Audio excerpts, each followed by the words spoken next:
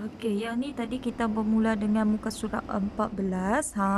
Agak panjang kan, tapi kita membaca tak lama. Kita masa tak lama kita membacanya, sehinggalah muka surat ini agak cantik kan dengan kandungannya yang berwarna-warni dan sangat apa orang kata, otak kita apabila menerima perkara warna-warni ini sangat aktif. Okey, ini muka surat ke-17. Agak panjang tapi kita mampu membacanya apabila kita luangkan masa yang bersama kan. Kita bacalah bersama-sama. Okey, yang ini hari di mana dia ada apa orang kata, perkiraannya tersendiri seperti ini. Admin Cik Z dah sebutkan tadi dan kita berhenti ni muka surat 21 ini. Okey, dan ini adalah kesinambungannya.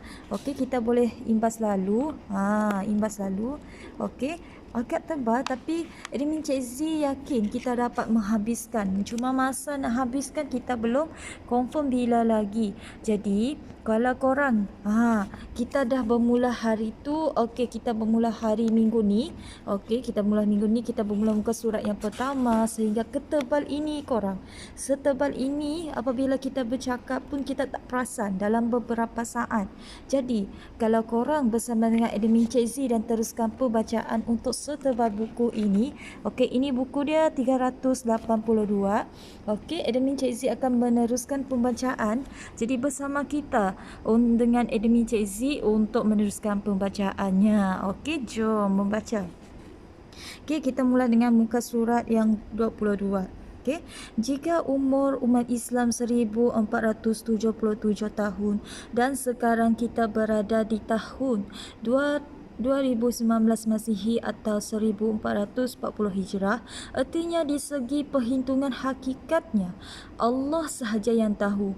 Bagi umur umat Islam, okey, umur umat Nabi Muhammad SAW adalah 1477 tolak dengan 1444 bersamaan dengan 37 tahun. Okey, 37 tahun adalah baki umur umat Islam. Okey, dalam kandungannya umur umat Nabi Muhammad SAW sejak masa ini 2019 dan makin berkurang dengan bertambahnya tahun-tahun baru mendatang. Oleh itu, di samping kita setiap tahun menyambut tahun baru dan bertekad memperbaharui azam, kita jangan lupa usia dunia ini sedang luput tahun demi tahun dan ia bergerak ke arah mendekati saat kiamat. Tarikhnya hanya Allah sahaja yang maha tahu. Cukuplah saya paparkan hasil perhitungan para ulama di atas yang arif dalam ilmu falak tentang peringkat-peringkat zaman sehingga umur dunia mencecah kiamat. Sedangkan banyak lagi para ulama yang membuat perkiraan yang tujuan mereka agar kita yang masih diizinkan hidup di muka bumi Allah ini sentiasa mengingati saat kiamat yang hari demi hari, tahun demi tahun telah menghampiri saat. Okey, menghampiri saat ni, saat kiamat, agar kita sentiasa membuat persediaan untuk hadapinya dengan iman dan takwa. Wallahu alam biwasab. Okey, kedudukan bumi apabila fungsi matahari terganggu. Okey, perubahan iklim dan pemanasan global yang telah dan sedang terjadi menjadi salah satu faktor yang sangat signifikan dalam kedudukan bumi selama beberapa dekad dan abad ke hadapan. Okey, apakah nasib bumi jika matahari menuju masa akhir hidupnya? Dapatkah bumi bertahan atau adakah masa kehidupan bumi juga? Ini adalah program muka surat yang ke-23. Ini adalah kenangan sejarah Islam yang hanya tinggal dalam cacatan sejarah. Okey, yang ni adalah gambaran bintang raksasa merah. Yang ni matahari kan. Lebih kurang begitulah. Raksasa merah. Dia digelar raksasa merah. Dan kita, okey, admin Cik Z tunjukkan dia seperti ini. Ini bumi kita kan. Okey, putaran dan akan berakhir sama dengan matahari.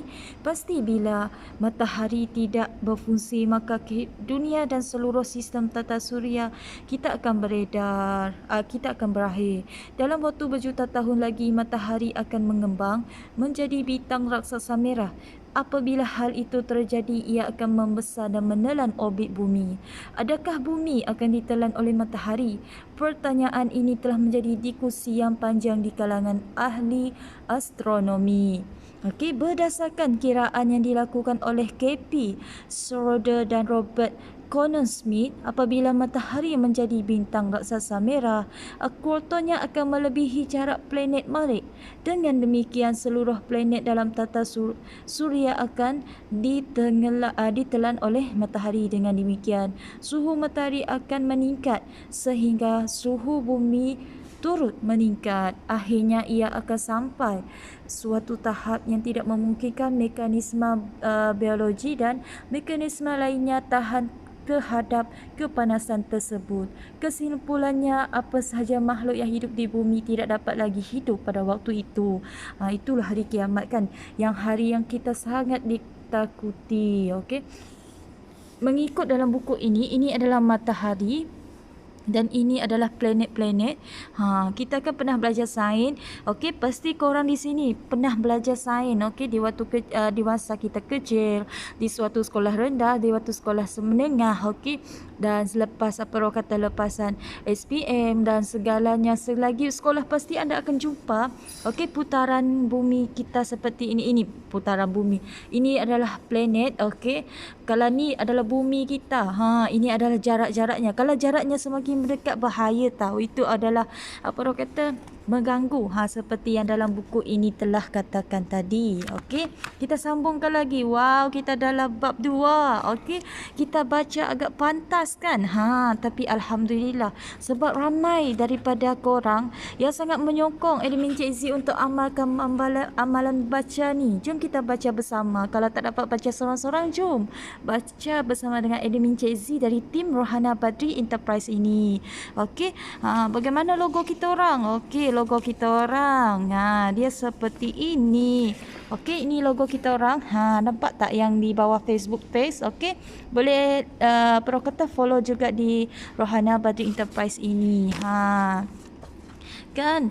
Dan ini adalah peringkat-peringkat zaman yang dibayangkan oleh Nabi SAW telah dan sedang terjadi. Muka surat 27. Tengok. Kalau kita tengok secara kata buka ini, okey, sangat cantik muka suratnya. Okey, kita sambung. Tapi admin Cik Z akan kata melintangkan kamera sebab menegak. Okey, kita tester je sejarah menegak ni. Tapi alhamdulillah dapat jelas juga kan. Nanti kita sambung lagi.